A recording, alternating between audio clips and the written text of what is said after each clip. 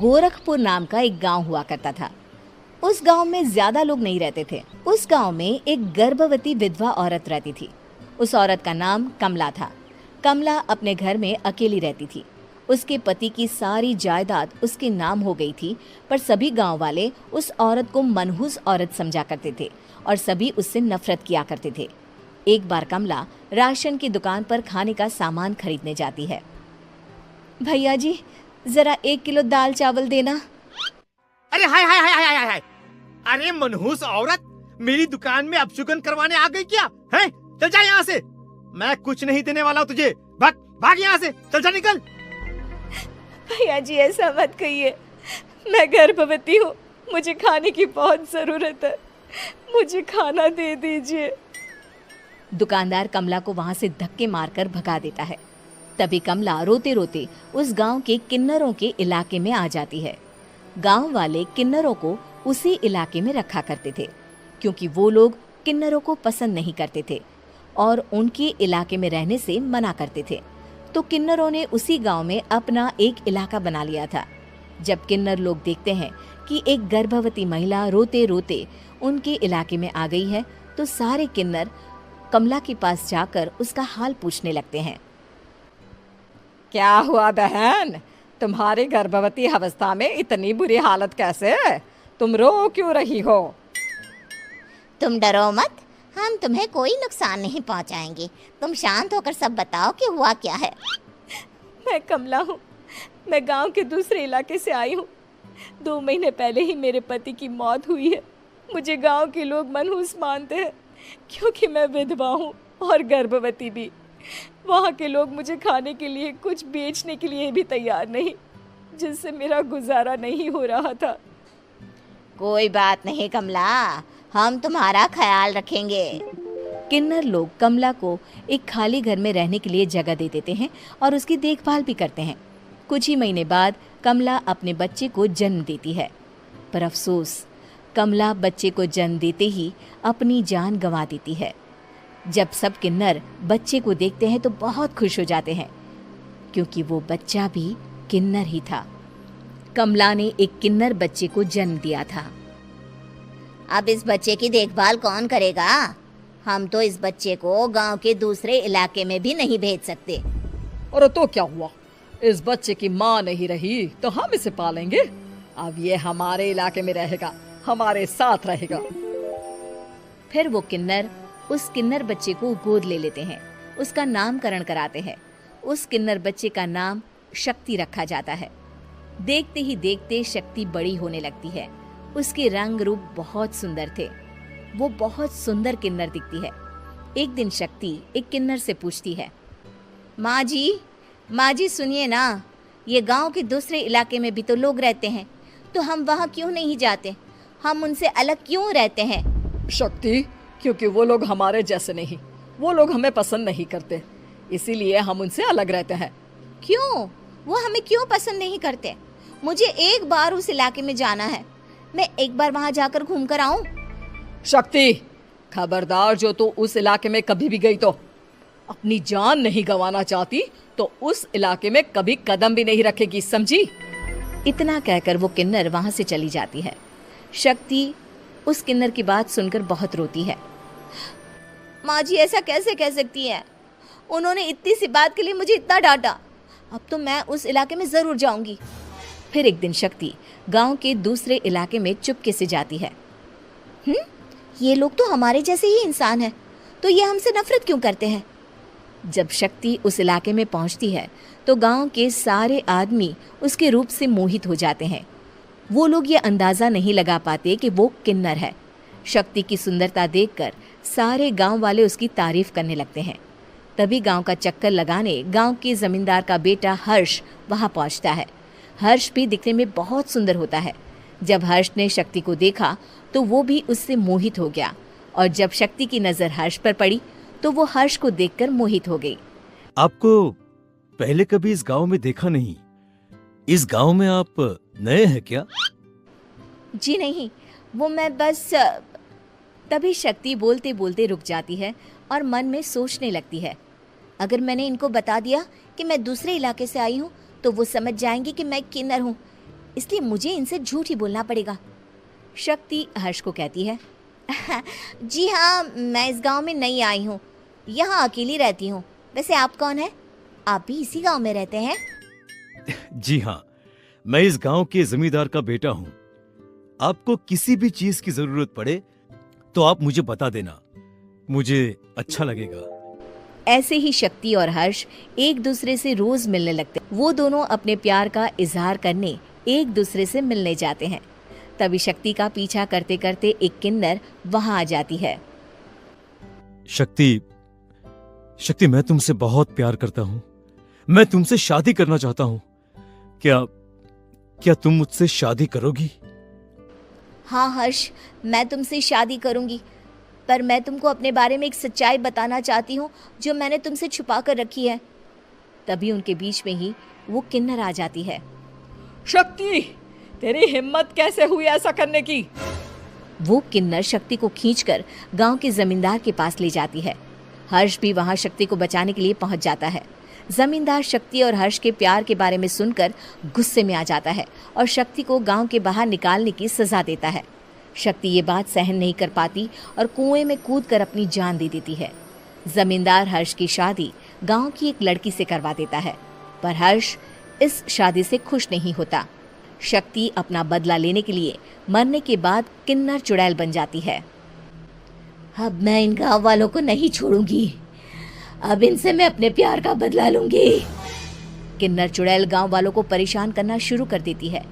एक बार वो रात को गांव के खेतों में पहुंच जाती है और वहां आग लगा देती है। सारी फसल जल के राख हो जाती है। जब एक आदमी रात को उठकर देखता है कि खेत में आग लग गई है तो वो वहां पहुंच जाता है। वो देखता है कि खेतों के बीचों बीच एक किन्नर चुड़ैल खड़ी है और वहां खड़े होकर ताली बजा रही है। गांव वाला किन्नर चुड़ैल को देखकर बेहोश हो जाता है। जब सुबह उस आदमी को होश आता है तो वो सीधा जमींदार के पास जाता है। अरे जमींदार साहब, अरे वो किन्नर चुड़ैल ने मेरी सारी फसल जला दी। अब मैं क्या करूंगा? क्या होगा मेरा? जमींदार चुड़ैल किन्नर का नाम सुनते ही सब कुछ समझ जाता है। अब वो बहुत डर जाता है। उसी रात को जब जमींदार डर के मारे अपने कमरे में सो नहीं पाता, तभी वहां अचानक से किन्नर चुड़ैल आ जाती है। किन्नर चुड़ैल जोर जोर से जमींदार के आगे खड़ी होकर हंसने लगती है और ताली बजाने लगती है। जमींदार उस डरावनी किन्नर चुड़ैल को देखकर बहुत डर जाता है। तूने मेरे साथ बहुत बुरा किया, अब मैं तुझे जान से मार दूंगी। नहीं नहीं नहीं नहीं नहीं, मुझे माफ कर दो, मुझे मत मारो। मैं कभी ऐसा दोबारा नहीं करूंगा। अब तुम जो बोलोगी वही मैं करूंगा। ठीक है, मैं चाहती हूँ कि किन्नर इलाका गांव के इलाके से जुड़े और गांव का कोई भी आदमी किन्नर समाज से द्वेष ना करे, उससे नफरत ना करे, नहीं तो मैं सारे गांव को मार दूंगी। और तुम गांव में एक नया कानून बनाओ कि अगर किसी ने भी किन्नर समाज को हानि पहुंचाने की कोशिश भी करी या इनसे भेदभाव करने की भी कोशिश करी तो उनको कड़ी से कड़ी सजा मिलेगी। हाँ हाँ हाँ हाँ, मैं ऐसा ही करूंगा। तुम जो बोलोगी वो मैं करूंगा, पर मुझे जाने दो प्लीज। तब वो किन्नर चुड़ैल वहां से चली जाती है। गांव का जमींदार किन्नर चुड़ैल का कहा मानते हुए दोनों इलाकों को एक कर देता है और नया कानून भी लागू कर देता है। तब से वहां किन्नर समाज और बाकी गांव वाले शांतिपूर्वक रहने लगते। उठ जा नालायक, सुबह के 8 बजने को है, तुझे एग्जाम नहीं देना क्या? थोड़ी देर और सोने दीजिए ना पापा। तू उठता या फिर मैं तेरे ऊपर पानी फेंकूं? रोज गधों की तरह सोता रहता है, पेपर की कोई टेंशन ही नहीं है। और एक हमारा समय था जब हम पेपर में फेल होने के डर से रात भर पढ़ा करते थे, सो ही नहीं पाते थे। तो क्या अब आप उसका बदला मुझसे लेंगे? मैं 15 मिनट बाद उठ जाऊंगा, आप प्लीज जाइए, मुझे डिस्टर्ब मत कीजिए। इतना कहकर रौनक रजाई ढककर फिर से सो जाता है। तू ऐसा नहीं मानेगा, रुक मैं अभी पानी लेकर आता हूँ। बस फिर क्या था, इतना कहकर वो भागते हुए बाथरूम में जाते हैं और पानी की एक बड़ी सी बाल्टी लाकर रौनक के ऊपर फेंक देते हैं। पानी पड़ते ही रौनक झट से उठ जाता है ये आपने क्या किया पापा? अब तो उठेगा नहीं तो यही करना पड़ेगा ना। वैसे थैंक्स डैड, आपके कारण ना अब मुझे नहाने की भी जरूरत नहीं पड़ेगी। चलिए अब आप माँ से बोलकर मेरे कपड़े निकलवा दीजिए, तब तक मैं ब्रश कर लेता हूँ। वैसे कल ना आप एक काम और करना, नहलाने के साथ साथ मुझे ब्रश भी करवा देना। ये ब्रश करने में ना मुझे बहुत आलस आता है।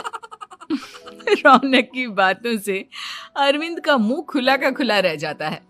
वो अपनी पत्नी कमला के पास जाता है और रौनक की हरकतों के बारे में बताता है, जिसे सुन उसकी पत्नी हंसने लगती है। तुम अपने बेटे को समझाने के बजाय हंस रही हो। रौनक बच्चा है, धीरे धीरे सुधर जाएगा। आप क्यों उसके पीछे पड़े रहते हो? अभी नहीं सुधरेगा तो कब सुधरेगा?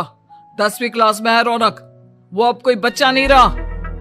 अरविंद की इतना बोलते ही वहां रौनक भी आ जाता है। क्या डैड, मैंने आपको एक काम दिया था, वो भी नहीं हुआ आपसे। अरे क्या हुआ बेटा? माँ, मैंने डैड से बोला था कि वो आपको बोलकर मेरे स्कूल की यूनिफॉर्म निकाल दे, लेकिन मेरे पीछे पड़ने के अलावा इनसे एक काम ढंग से नहीं होता। देख रही हो कमला, देख रही हो अपने लाडले को। अरे आप चुप रहिए जी। चलो बेटा, मैं तुम्हें कपड़े निकाल कर दे देती हूँ बस। ऐसे ही साल पर साल बीतते जाते हैं, लेकिन रौनक के रवैये में कोई बदलाव नहीं आता। वो पहले से भी ज्यादा आलसी और पूरी तरह अपने माता पिता पर निर्भर हो जाता है। 2 साल बाद पता नहीं कहाँ गायब रहता है पूरे दिन, अब तक तो आ जाना चाहिए था। अरे आप इतनी फिक्र क्यों कर रहे हैं उसकी? दोस्तों के साथ खेल रहा होगा, आ जाएगा अभी। ये कोई टाइम है खेलने का? 10 बजने वाले हैं, इतनी रात में कौन खेलता है? कमला कुछ कहती उससे पहले ही रौनक वहां आ जाता है। मम्मी जल्दी से खाना लगा दो, बहुत भूख लग रही है। तुम्हें तब तक खाना नहीं मिलेगा जब तक तुम बता नहीं देते कि इतनी रात गए कहां से आ रहे हो। ओ प्लीज डैड, अब आप एसी पे प्रद्युमन बनकर मेरे सर पर बंदूक लेकर मत बैठ जाना। अपनी फालतू की बकवास बंद कर और बता कहां से आ रहा है। माँ अब समझाइए ना डैड को। बता देना बेटा, इनको भी तसल्ली हो जाएगी। आप बोल रही हैं तो बता देता हूँ, मैं दोस्तों के साथ मूवी देखने गया था, इसलिए देर हो गई। तो इन सब चीजों में मेरे पैसे उड़ाता है। कभी 1 रुपया कमाने के बारे में सोचा है तूने? जब देखो हवा की तरह पैसे उड़ाता रहता है। माँ अब आप इन्हें चुप करा दीजिए, वरना ना मुझे गुस्सा आ जाएगा। अच्छा क्या कर लेगा? बता ना, क्या कर लेगा तू? वैसे बात तो ठीक ही है, मैं कर ही क्या सकता हूँ? पैसे तो फिर भी मैं आपसे ही मांगूंगा ना। चलिए अब ये सब बात छोड़िए और मम्मी मेरे लिए खाना लगा दीजिए। अभी लगा देती हूँ बेटा। मैं बता रहा हूँ कमला, एक दिन ये ऐसे ही बिगड़ जाएगा। ओफो, आप क्यों इतना पीछे पड़े रहते हो मेरे बच्चे के? बात की बाद में देखेंगे, अभी आप शांति से उसे खाना खाने देंगे। अगले दिन डैडी मुझे 10,000 रुपए चाहिए। हाँ? अब इतने पैसे क्यों चाहिए तुझे? डैड आप बिना सवाल किए कभी पैसे नहीं दे सकते क्या? जब तक तू बताएगा नहीं तुझे पैसे भी नहीं मिलेंगे। अरे अब आप अपने बेटे को पैसे भी नहीं दे सकते? नालायक, तेरी उम्र के लोग नौकरी करते हैं और एक तू है जो नौकरी करने का नाम ही नहीं लेता कभी। आप लोगों के होते हुए भला मैं नौकरी क्यों करूं? अरे हम कब तक पैसे देंगे तुझे? तुझे भी तो अपने पैरों पर खड़ा होना होगा ना। कौन सा उधार के पैरों पर खड़ा हूं? अपने ही तो पैरों पर खड़ा हूं मैं। इसी तरह रौनक दिन प्रतिदिन लापरवाह होता जाता है। उसकी लापरवाही को देखते हुए अरविंद और कमला अपने बेटे की शादी कराने का फैसला लेते हैं और 1 महीने के अंदर अंदर ही रौनक की शादी मेघा नाम की लड़की से करा देते हैं। शादी के कुछ दिन बाद, रौनक मुझे एक अच्छी सी साड़ी चाहिए, आप ला दोगी ना? हाँ क्यों नहीं। कितने तक की आती है साड़ी? यही करीब 5,000 तक की। तुम चिंता मत करो, मैं आज ही डैडी से पैसे मांगकर तुम्हारे लिए साड़ी ले आऊंगा। आप कब तक ऐसे ही अपने पापा से पैसे मांगते रहेंगी? कोई अच्छी सी नौकरी क्यों नहीं कर लेते आप? अरे डैड के होते हुए मुझे नौकरी करने की जरूरत ही क्या है? पर आप ऐसे कब तक उनसे पैसे मांगते रहेंगे? कुछ आपको अपने दम पर भी तो करना होगा ना। अब तुम भी बाकी लोगों की तरह मुझे ज्ञान देना शुरू मत कर देना। साड़ी चाहिए ना तुम्हें, मिल जाएगी बस। इतना कहकर रौनक अपने पिता से पैसे मांगने चला जाता है। डैडी, मुझे 5,000 रुपया चाहिए। अब 5,000 क्यों चाहिए तुझे?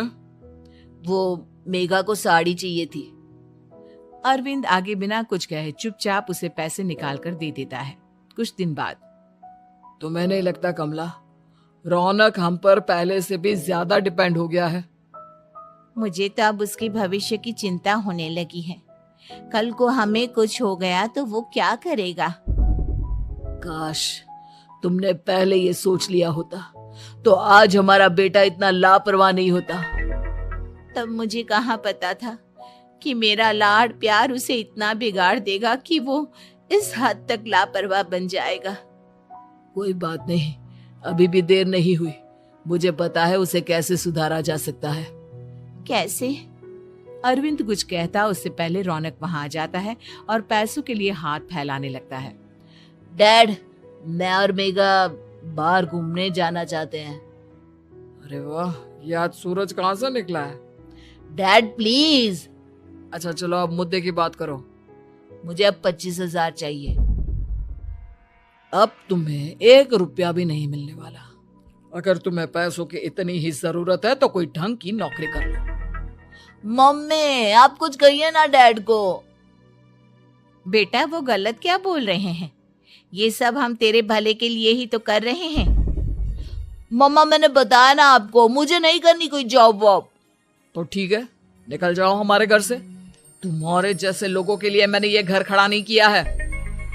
जितना ये घर आपका है ना, उतना ही मेरा भी है। मैं कहीं नहीं जाने वाला। जाना तो पड़ेगा ही तुझे, क्योंकि अब मैं तेरा कोई भी खर्चा नहीं उठाने वाला। ठीक है, मत उठाइए मेरा खर्चा, मैं अपने दम पर भी जी सकता हूँ। तो बेशर्मों की तरह अब तक यहाँ क्यों खड़ा है? अपना सामान ले और निकल जाए यहाँ से। रौनक पैर पटकते हुए वहां से चला जाता है। घर से निकालना जरूरी है क्या उसे? बिना पैसों के कौन रखेगा उसे किराए पर?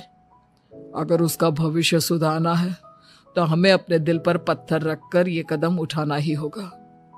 दोनों बात कर रहे होते हैं कि रौनक अपनी पत्नी के साथ एक बड़ा सा बैग लेकर घर से निकल जाता है, लेकिन घर से बाहर उसे कोई भी मुफ्त में अपने घर किराए पर नहीं रखता।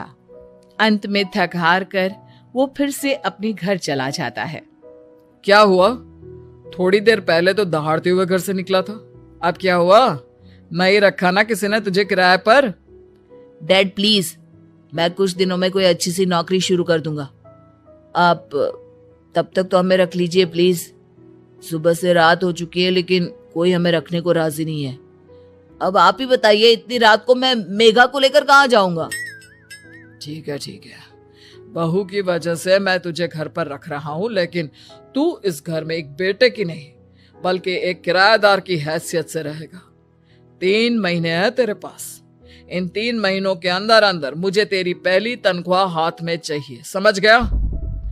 पक्का डैड, इन 3 महीनों के अंदर अंदर तो कोई बढ़िया सी नौकरी ढूंढ ही लूंगा मैं। ऐसे ही धीरे धीरे समय बीतने लगता है और अरविंद के दिए 3 महीनों में से 2 महीने बीत चुके होते हैं। पापा जी ने हमें 3 महीने दिए थे, जिसमें से 2 महीने तो बीत चुके हैं। अब ये आखिरी महीना बचा है। अरे तुम चिंता मत करो, आज मेरा ना 2 जगह इंटरव्यू है, दोनों में से कहीं ना कहीं तो जॉब लग ही जाएगी। अच्छा, all the best. Raunak interview के लिए निकल जाता है, जिसके बाद शाम में रौनक घर आता है। कैसा गया इंटरव्यू? आपकी नौकरी लगी या नहीं? अरे पहले सांस तो ले लेने दो अच्छे से। बताइए ना, मुझसे तो जरा भी इंतजार नहीं हो रहा है। वो दरअसल बात यह है कि मेरी नौकरी तो लग चुकी है लेकिन पैसे बहुत कम है। कितने पैसे हैं? 15,000। इतने में अरविंद और कमला मिठाई का डिब्बा लेकर आ जाते हैं। बधाई हो बेटा। हम जानते थे तेरी जॉब जरूर लगेगी। लेकिन मेरी सैलरी बहुत कम है मम्मा। कम है तो क्या हुआ, धीरे धीरे बढ़ जाएगी। हाँ बेटा, हम तो बस चाहते थे कि तू अपने पैरों पर खड़ा हो जाए। मतलब अब आप मुझे घर से नहीं निकालेंगे? नहीं, ये सब हमने तुझे जिम्मेदार इंसान बनाने के लिए किया था। Thank you mummy papa. अगर आप दोनों ऐसा नहीं करते तो मुझे कभी अपनी जिम्मेदारियों का एहसास तक नहीं होता। आज आपने मुझे सिखा दिया कि इंसान का अपने पैरों पर खड़ा होना भी जरूरी होता है। इतना कहकर रौनक झट से अपने माता पिता के गले लग जाता है और अपनी कमाई की पहली तनख्वाह वो अपने माता पिता के हाथ में सौंपता है। इस तरह रौनक एक गैर जिम्मेदार व्यक्ति से एक जिम्मेदार व्यक्ति बन जाता है। उम्मीद है कि आपको हमारी ये कहानी पसंद आई होगी। कृपया हमारे चैनल को सब्सक्राइब करें और सभी अपडेट्स के लिए बेल आइकन जरूर क्लिक करें। और हाँ, वीडियो लाइक और शेयर करना मत भूलिएगा। Bye bye.